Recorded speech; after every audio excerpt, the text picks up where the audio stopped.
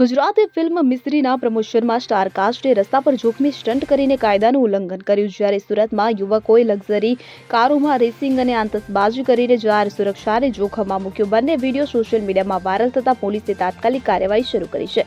31 ઓક્ટોબરે રિલીઝ થવા જઈ રહેલી ફિલ્મ મિસ્ત્રીના પ્રમોશન દરમિયાન અભિનેત્રી માનસી પારેખ, ટેકો તલસાને અને અન્ય કલાકારોએ અમદાવાદના સાયન્સ સિટી રોડ પર ચાલુ બાઇક પર જોખમી સ્ટન્ટ કર્યા. વિડીયો વાયરલ થતા વિડીયોમાં દેખાય છે કે બાઇક પર 2-3 વ્યક્તિઓ એક સાથે બેસીને હવામાં કૂદશું અને અન્ય જોખમી હરકતો કરતા હતા અને આનાથી વાહન ચાલકો અને પગપાળા ચાલનારાઓને જોખમ થયું હતું. વિડીયો વાયરલ થયા પછી પણ પોલીસની ઉદાસીનતા પર લોકોએ સોશિયલ મીડિયા પર ટીકા કરી, જેના જવાબમાં પોલીસે હરકતમાં આવીને અમદાવાદ પોલીસના પીઆઈ એન.એ. દેસાઈએ જણાવ્યું કે ફિલ્મ પ્રમોશન માટે સ્ટારકાસ્ટે બાઇક પર સ્ટન્ટ કર્યા હતા. વિડીયોમાં દેખાતા બાઇક અને કાર ચાલકો સામે મોટર વ્હીકલ એક્ટ હેઠળ ગુનો નોંધાયો છે. બાઇકના નંબર અને ચાલકોની ઓળખ થઈ ગઈ છે. તમામને પોલીસ સ્ટેશન બોલાવી કાર્યવાહી કરવામાં આવશે. તપાસમાં વિડીયો સાયન્સ સિટી રોડનો જ સામે આવ્યો છે અને અજાણ્યા વ્યક્તિઓ સામે વધુ તપાસ ચાલુ છે. બીજી તરફ સુરતના અડાજણ વિસ્તારમાં 4 યુવકોએ તેમની લક્ઝરી કારો 2 ઓડી, 1 રેન્જ રોવર અને 1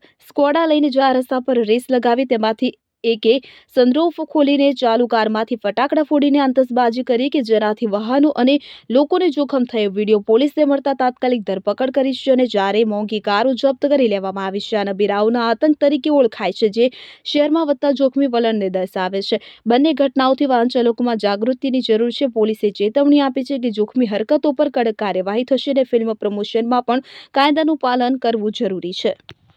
બ્યુરો રિપોર્ટ CN24 ન્યૂઝ. હવે જુઓ દેશ દુનિયાની તમામ ખબરો તમારી આંગળીના ટેરવે.